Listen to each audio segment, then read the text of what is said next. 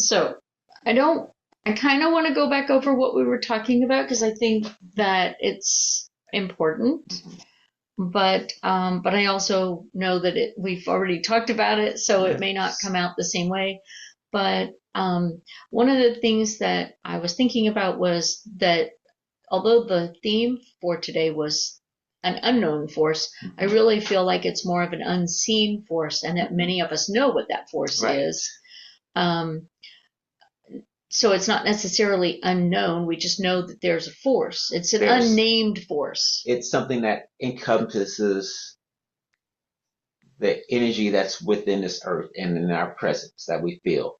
We notice the disturbances and movements of it. That's why whenever they're like we talked about before earlier about how there are some people who could we meet for the very first time. It's like we've always known them, or that one person that we come across and all of a sudden there's a distinct dislike toward that person because there's something that's being put off Feel by that them. energy, Mhm. like almost like a magnetic draw or a magnetic Repulsion, repulsion. Yeah. or it could be not. It maybe not be our present person that notices that. It could be something that's from way far back or maybe way far forward that we don't know about that's causing that Well, that's antagonist to speak. that's Because an we interesting live concept. in, because we don't talk about it, but we know we live in different portions of what we consider time because how we understand time is not actually time because we can be present in this moment in time, but also we can be present in future or past time, depending on where we are at. Say, for instance, people who have memories that they have not had in this present lifetime or this physical lifetime, but that memory is from somewhere else, either far back or far forward. But we cannot right now we cannot scientifically prove that because how do you prove something in the future or how do you prove something in the past with that person who's there, what experience did they have? We cannot, That's but it. that's there. That's an interesting observation. I know, um, I know that we've kind of talked about this before about is time travel possible? Um, but knowing that time is an illusion for us, if we are created from the beginning to the end, if the creator or the life force is always, and maybe this physical body is just a temporal thing, which is what we know, Mm-hmm. that the spiritual or the energy of who we are um, is forever. There's no beginning, there's no end. It is as it is. And if we think about the connectedness of all things, we are connected with everything past, everything future. Yeah, that's kind of interesting. And also, how is our understanding of what soul is and what is our understanding of what the spirit is?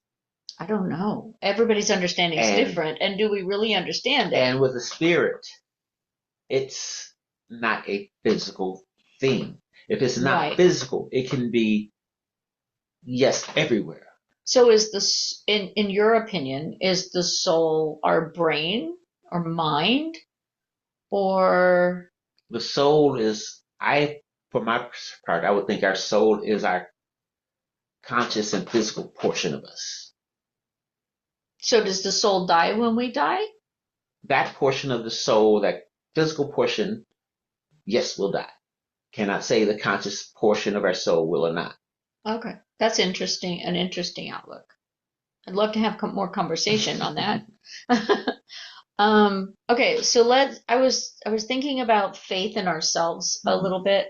I, one of the biggest issues we have is that we don't trust ourselves. So we have difficulty trusting outside of ourselves if we can't trust ourselves. Um, But that's also where that other force comes in too. We're going to bring back what we just mentioned earlier about that spirit part.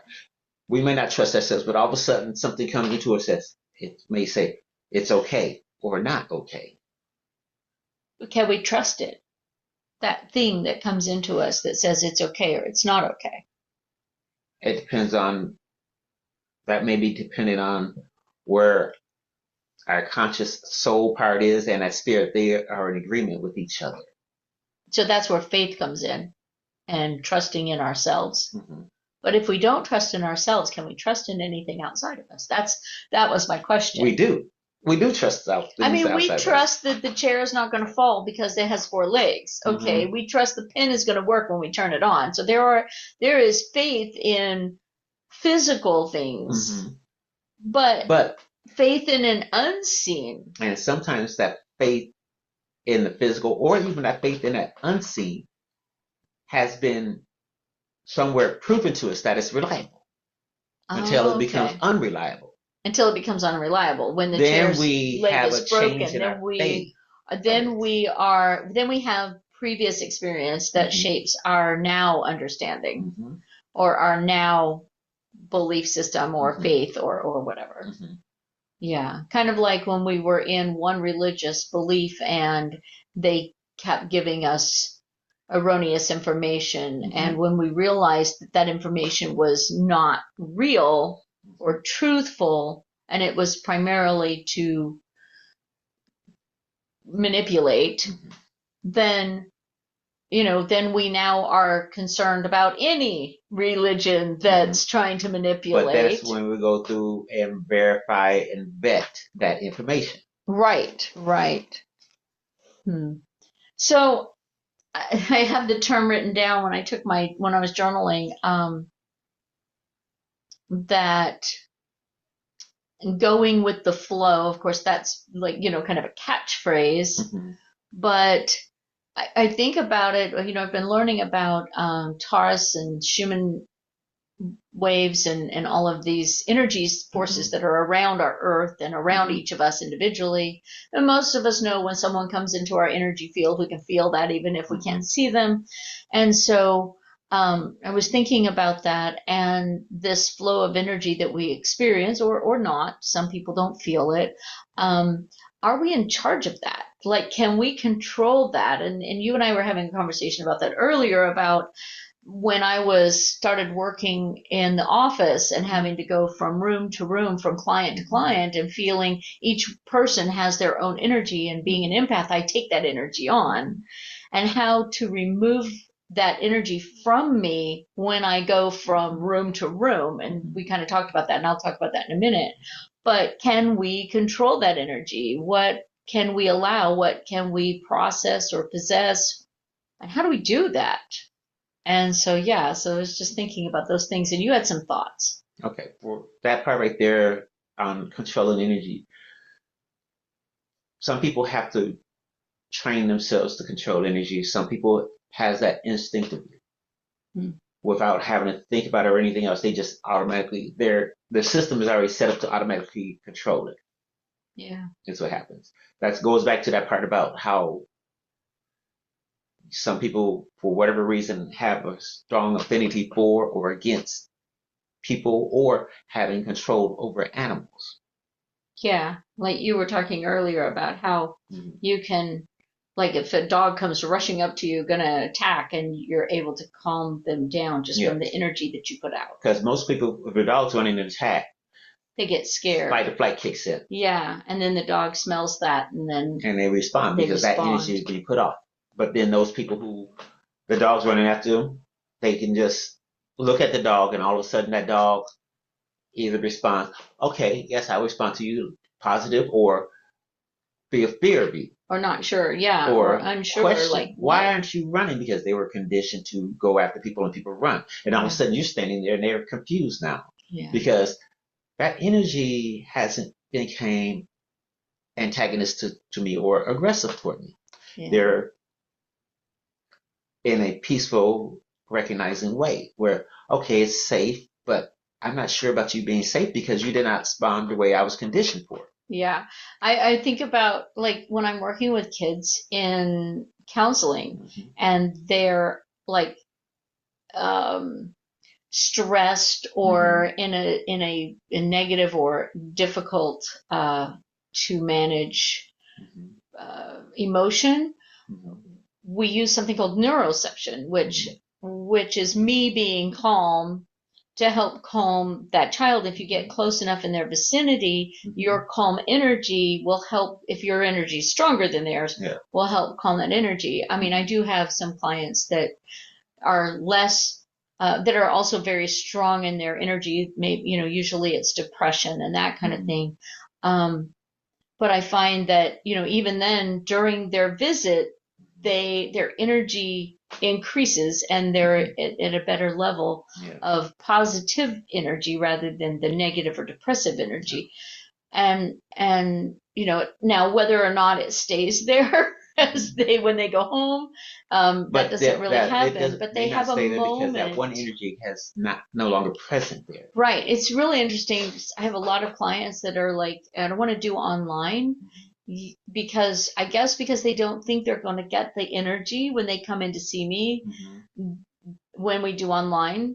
And yet I find that same energy can be transferred online when again, looking at the Schumann energy waves where they bounce around the earth, kind of like radio waves. I can be on the phone with you, and even on the phone, if you're, if I'm being positive in my energy sent to you, you will feel that. Right. And people don't believe that, I guess.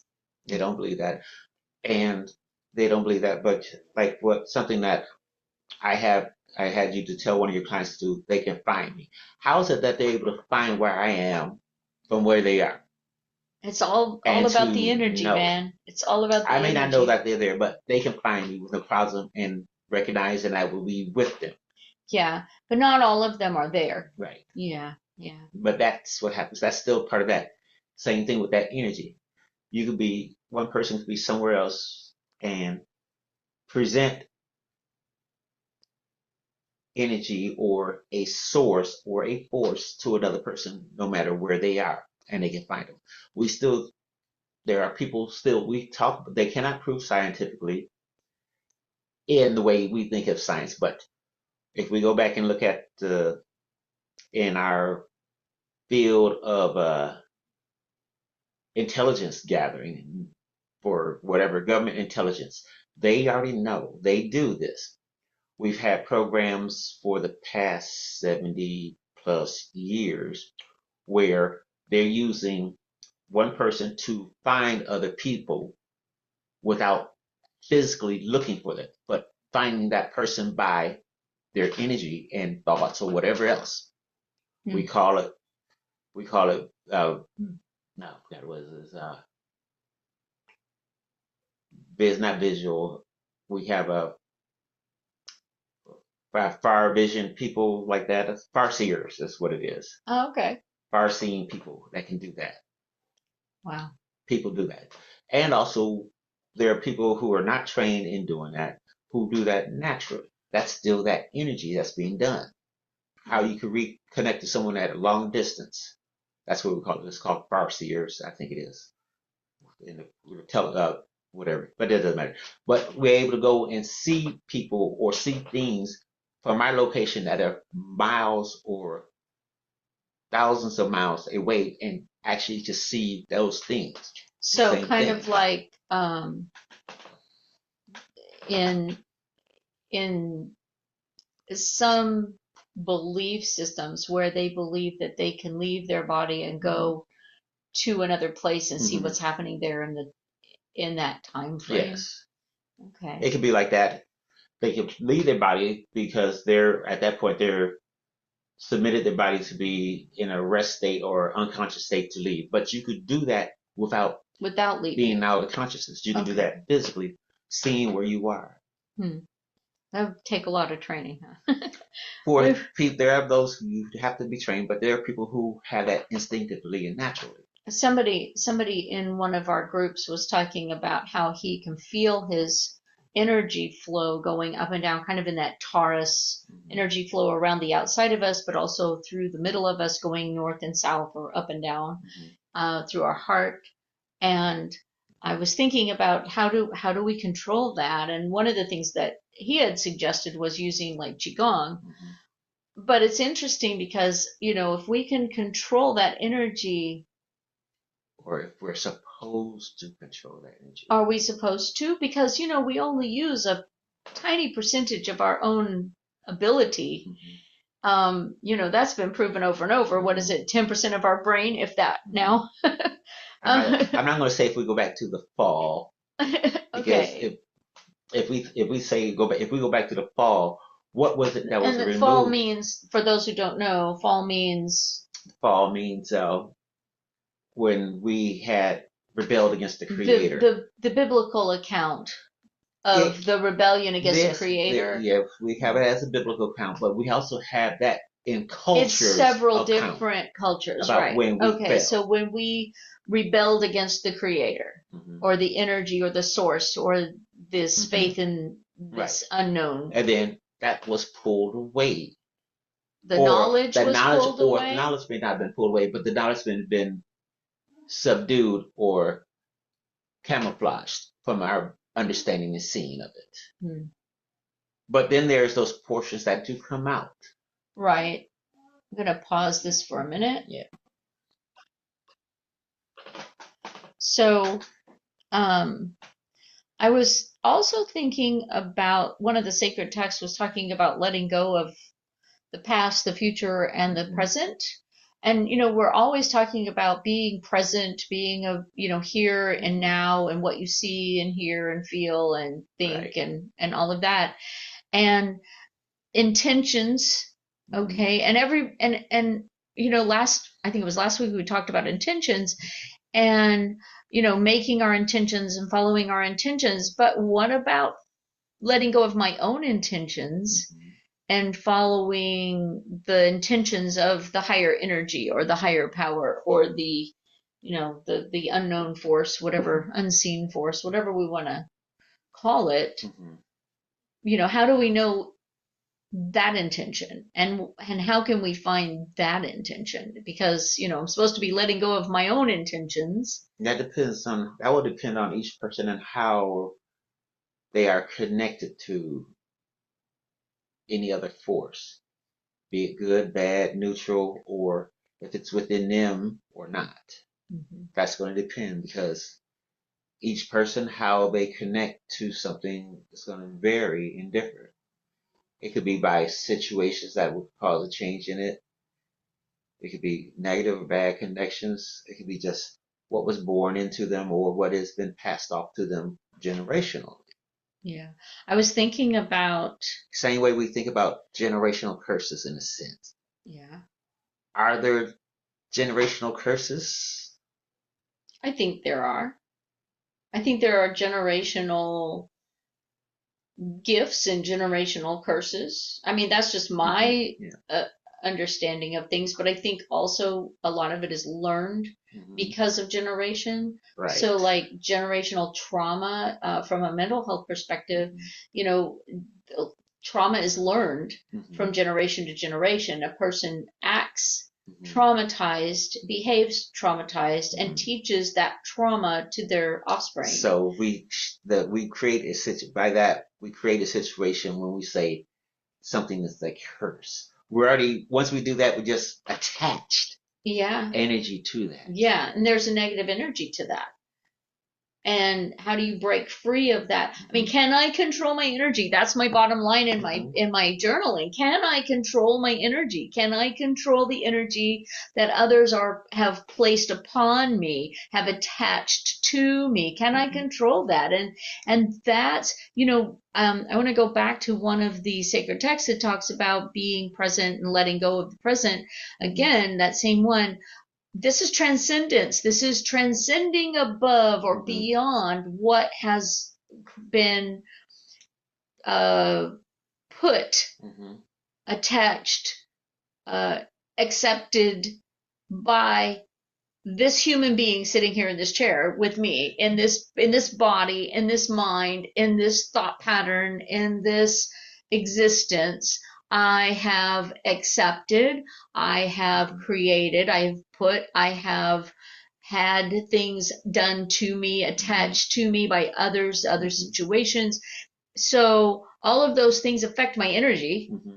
How about, or consider as, because we can disassociate. We have different ways of looking at disassociate.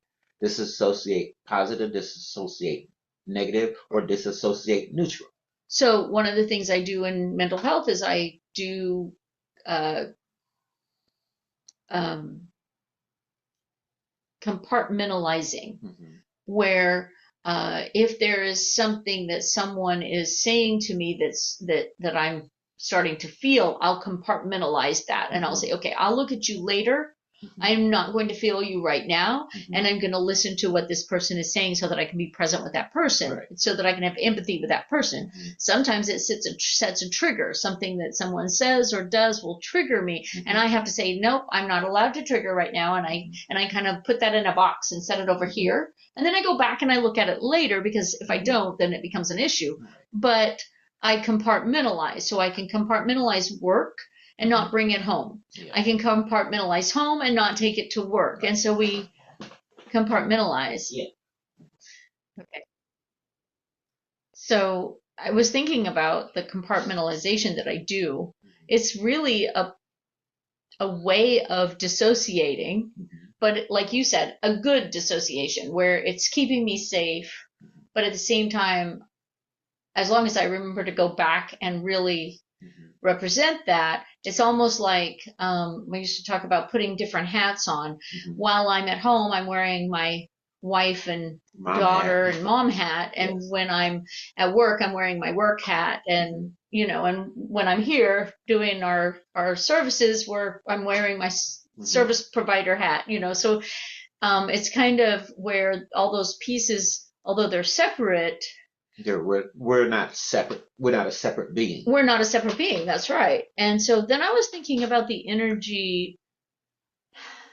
Like, is all of this energy, all of the energy that we know that's surrounding the world, the Taurus energy, the Schumann energy, the energy that each of us produce, is the energy itself like the unseen force? Is that the creator? Is that the God that we think of? That too.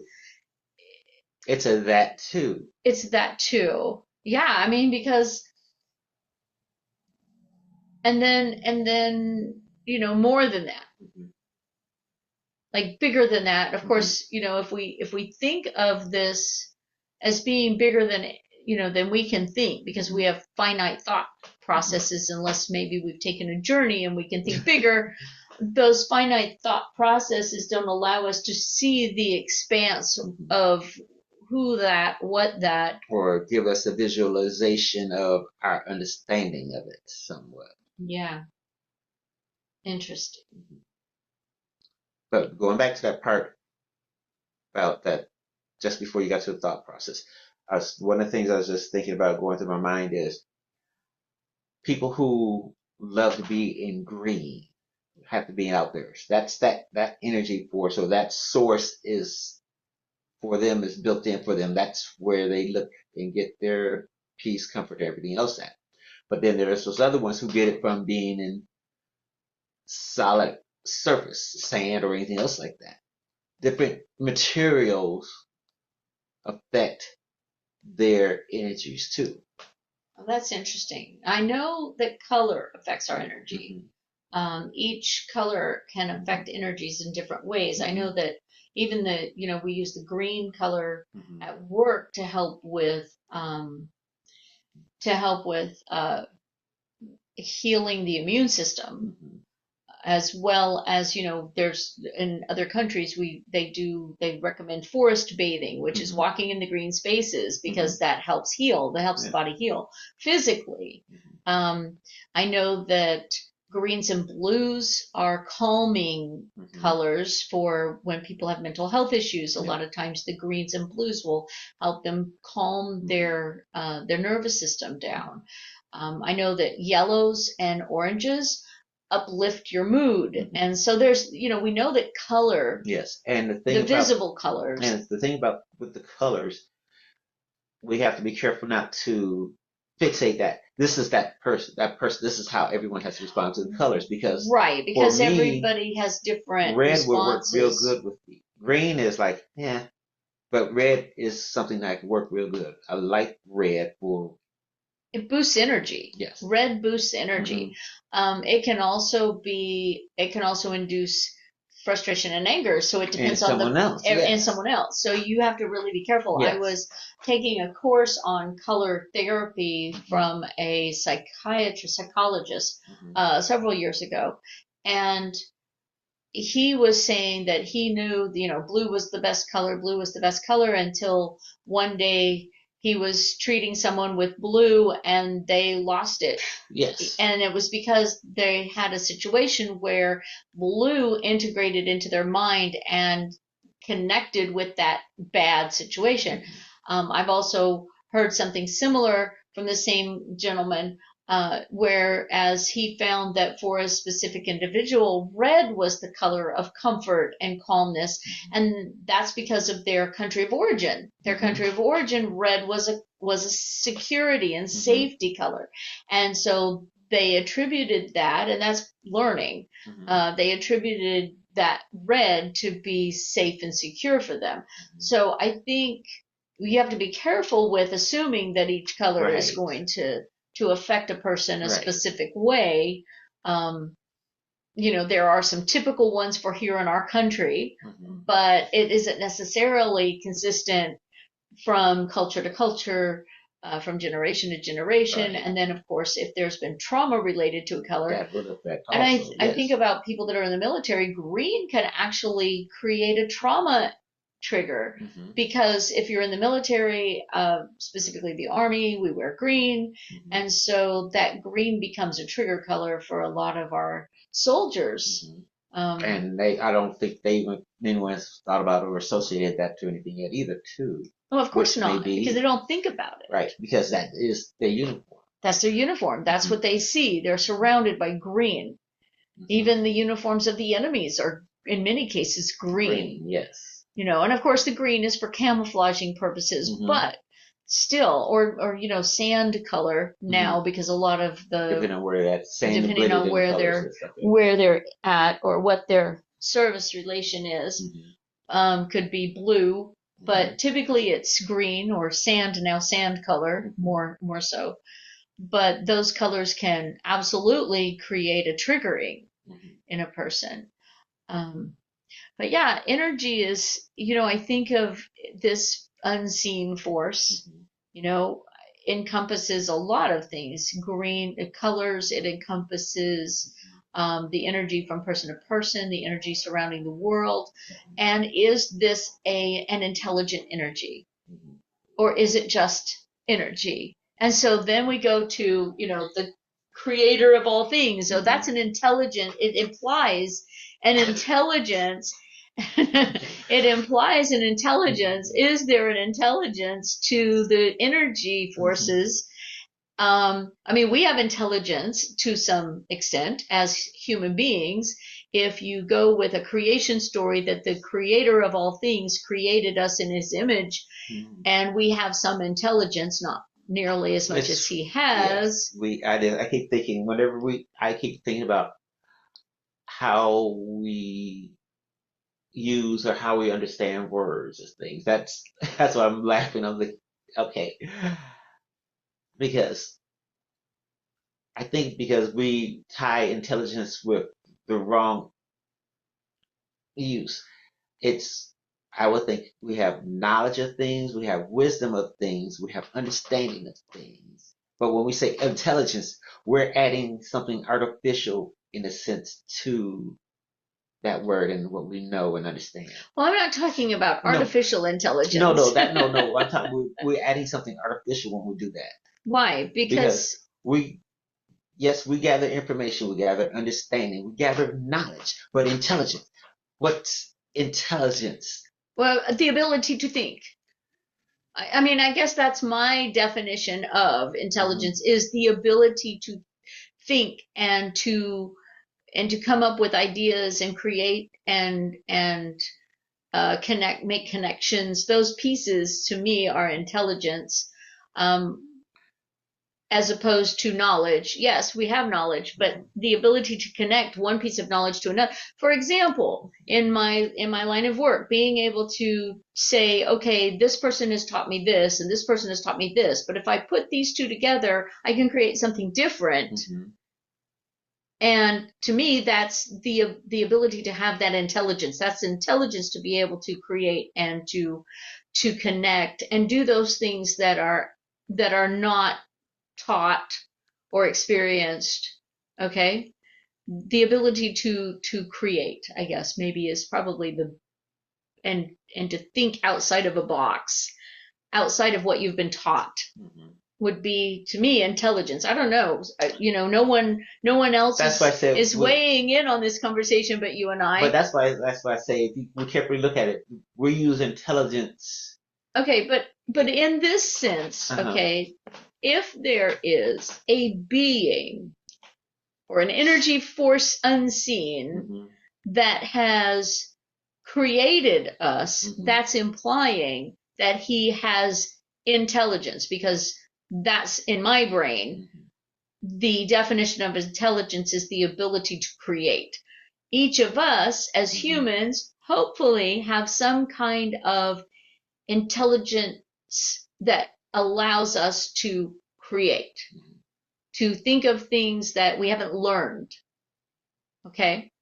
That's implying that this bigger force, that this creator of a universe, that this God, if you will, that because we have no other way of identifying Mm-hmm. it, him, her, they. We have no other way of identifying the source, this force, Mm-hmm. Except with intelligence. And so, I mean, is it just this energy?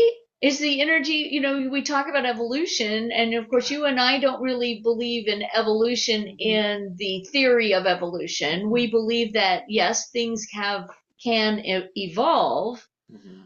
but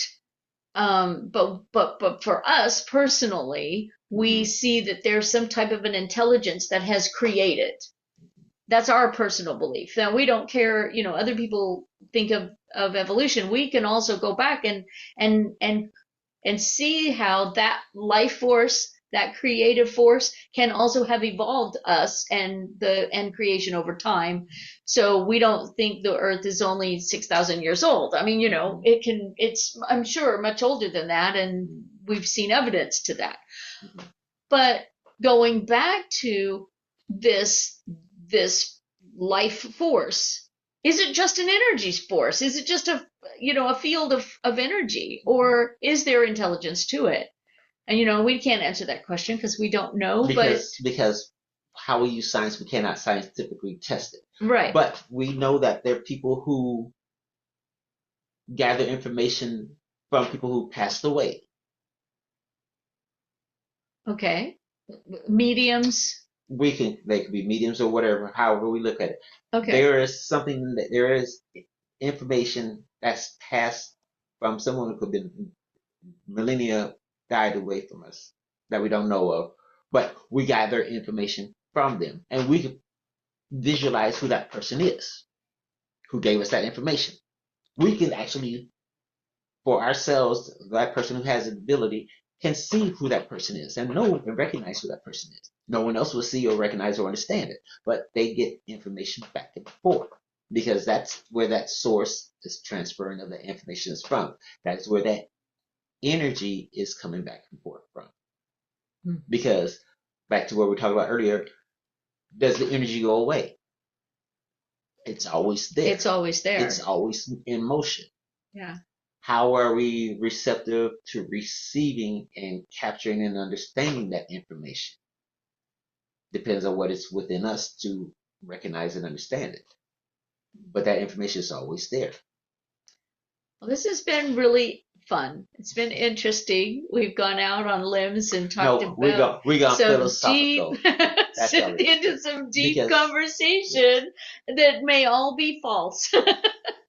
but we wanted to have kind of that deep waters conversation, and there's just the two of us today, so I share that with everyone, and thank you for entertaining the weird thoughts that we might have. Any Or last not weird, but just unique thoughts. unique thoughts? Any last thoughts about um, faith in this unseen force? Faith in this unseen force. It would depend on that unseen force that we're recognizing and gleaning information from. So for you, For me, the unseen force, for my perception or understanding or emotional feeling of it, is always a positive one. It will also, if I am aware and listen carefully to it, giving it will be guided in the direction I need to go. But if I don't recognize or understand or listen to it, then it's going to let me go in whatever direction I feel like going. Or it may not give me anything at all, but let me go because I need to have that experience. so even the negatives, and that was one of our writings today, is even the negatives Right. go with the flow Mhm. and let it happen so that we can have the experience. Yeah. Because a lot of times we have to learn from a failure or a fault to know, okay, I see what happened here. I know what to avoid. I know what to train someone else to watch out for and avoid. Makes me think about something that my mom used to say. She quoted an old actor from the 40s. Mm-hmm. Sometimes you have to pee on the electric fence. Maybe the power that is Mhm. all knowing Mhm. knows that some of us just have to pee Yes. on the electric fence. And that's just so we can have that experience, so we know. So we know not to do it Because again. Yeah. that reinforces to train the others. Don't do this because this is what will happen. Yeah. Yeah. Because we can go through life without experiencing any negative, and then once a negative happens, we don't know what to do. Yeah. And and I was thinking, I know we were getting ready to close, but I'm thinking about this. If we don't experience things and we don't know what to do, you know, and it's like okay, so most of the people that are counselors have had some type of an experience Right. that has brought them to a place where they are like, I need to help others that are going Mhm. through this because I finally made it through. Right. I look at my life and my experiences and say, you know what? I made it through a bad relationship. I made it through raising kids with special needs. I made it through, all of these pieces that have brought me to a place where I feel like I can help others. They don't always listen, but I feel like I can at least be empathetic to Right. their experience and help them. And so when we experience as one collective of energy, okay, going back to that, we're all connected. When one person experiences, the others, if they're connected, can learn from that experience so that they don't have that same experience. Right. I think the biggest issue, though, is that people aren't connected. But also we have to, don't realize it. because we also have to have some negative or some type of experience. If we have everything in our life, all of our experiences are all positive, how do we react or understand and recognize something negative if everything's always positive? Mm-hmm. Because we don't know how to, if everything goes the way in a nice even flow constantly, when something, a hiccup or whatever comes into it, how are we going to react? We struggle with response. Because, oh no. What do I do? Yes. Yeah. Because we never had a negative in it to gather information or to learn from. Yeah, and that's kind of like when you're raising your kids, helping them understand this is how we handle those difficult times. Mm-hmm. Yeah. Yeah. Well, thank you so much for having this conversation with me. This was Sure. something that I was really excited about, and we didn't have too many people show up, or any. But it was when a they had to be. conversation that I really wanted to have with somebody, and this allowed me to have that conversation. And I'm going to post this in Discord, so that people can react in writing, and I will put some of my thoughts up there in writing, and that'll be fun. Sure. All right. Love you. Love you too. Let me see what's going on.